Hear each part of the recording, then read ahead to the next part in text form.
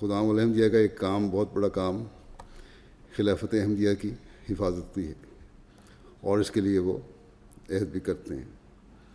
اصل حفاظت یہ ہے کہ خلیفہ وقت کے الفاظ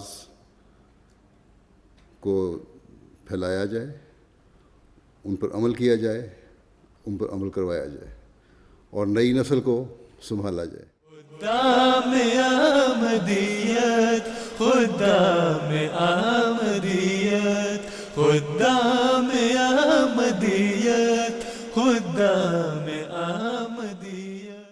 قوموں کی اصلاح نوجوانوں کی اصلاح کے بغیر نہیں ہو سکتی۔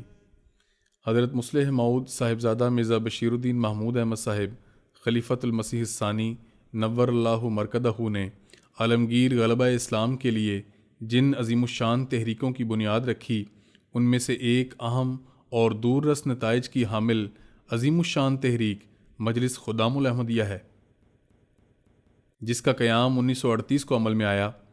حضور فرماتے ہیں، میری غرض اس مجلس کے قیام سے یہ ہے کہ جو تعلیم ہمارے دلوں میں دفن ہے اسے ہوا نہ لگ جائے، بلکہ وہ اسی طرح نسلاً بعد نسلاً دلوں میں دفن ہوتی چلی جائے۔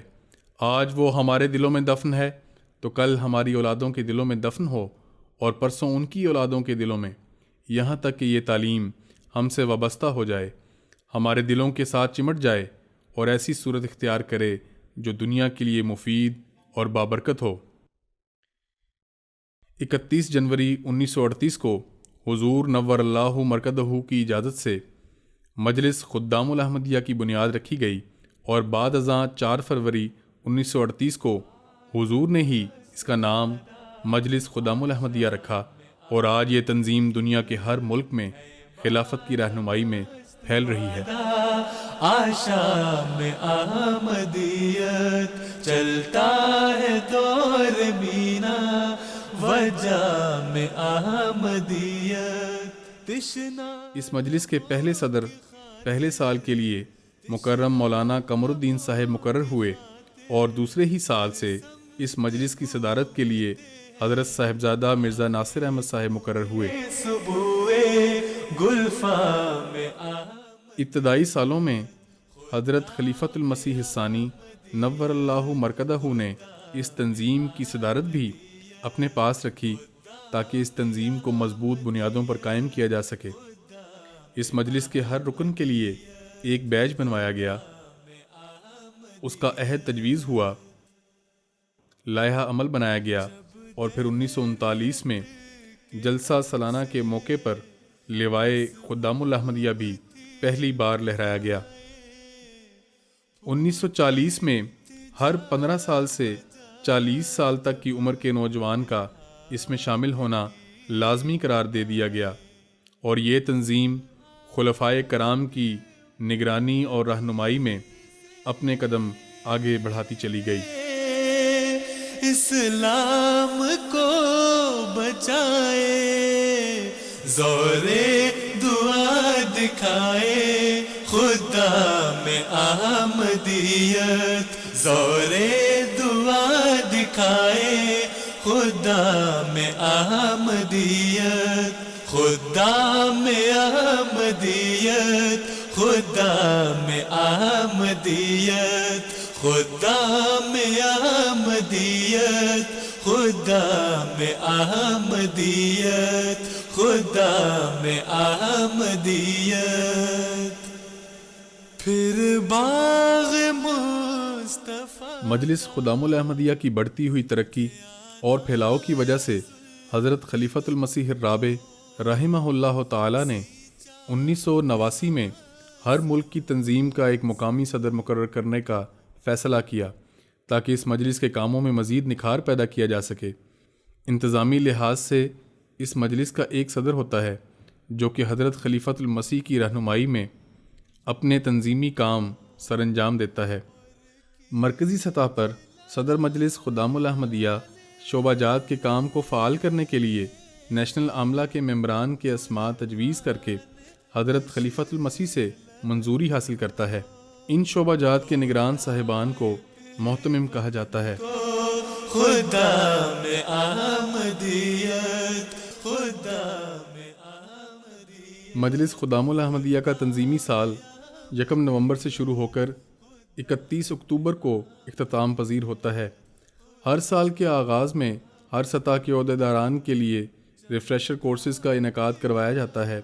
اسی طرح مرکزی ممبران عاملہ، مجالس، اضلاع اور علاقہ جات کے دورہ جات، خط و کتابت اور بذریعہ فون اور ای میل تنظیم کے ہر عہدیدار اور ممبر سے رابطہ رکھتے ہیں۔ ماہ تمام احمد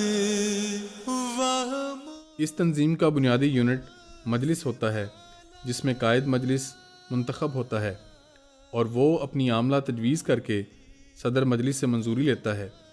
جہاں پر مجلس بڑی ہو ان کو مزید حلقہ جات میں تقسیم کر دیا جاتا ہے اور حلقے میں نگران زعیم حلقہ کہلاتا ہے اور اس کی عاملہ کے شعبہ جات کے نگران کو منتظم کہتے ہیں۔ مجلس کے ممبران عاملہ اپنی اپنی مجالس میں لائحہ عمل مجلس خدام الاحمدیہ اور مرکز سے موصول ہدایات کے مطابق خدام کی تعلیم و تربیت کے لیے پروگرام ترتیب دیتے ہیں، جس میں اجتماعات، تربیتی اجلاسات، علمی اور ورزشی مقابلہ جات،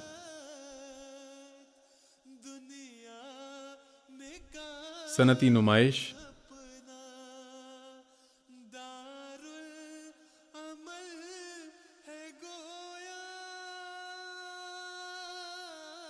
وقار عمل، جلسہ یوم مصلح موعود، جلسہ یوم مسیح موعود،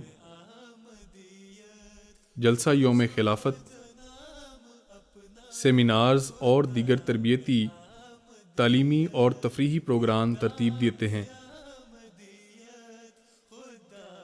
اسی طرح خدام اور اطفال کی تعلیم و تربیت کے لیے رسالہ اور میگزین کا اجرا بھی کیا جاتا ہے۔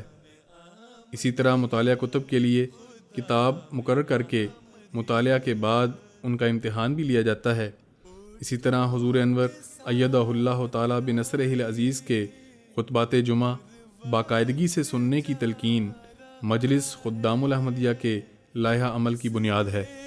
مسیح دیکھو کب سے جگا رہا ہے گودے۔ اس نظام کو مزید مؤثر بنانے کے لیے قائد ضلع اور ضلعی عاملہ اور اسی طرح قائد علاقہ اور علاقائی عاملہ ہوتی ہے۔ مرکزی سطح پر خدام کی تعلیم و تربیت کے لیے سالانہ اجتماع اور سالانہ تنظیمی لائحہ عمل مرتب کرنے کے لیے مجلس شورا اہم پروگرام ہیں۔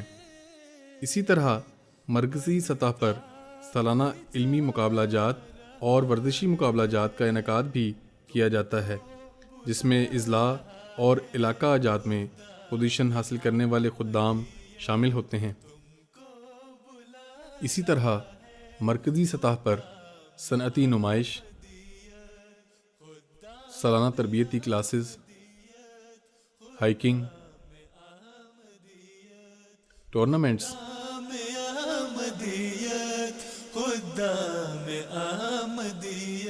اور دیگر پروگرام بھی کیلنڈر کا حصہ ہوتے ہیں۔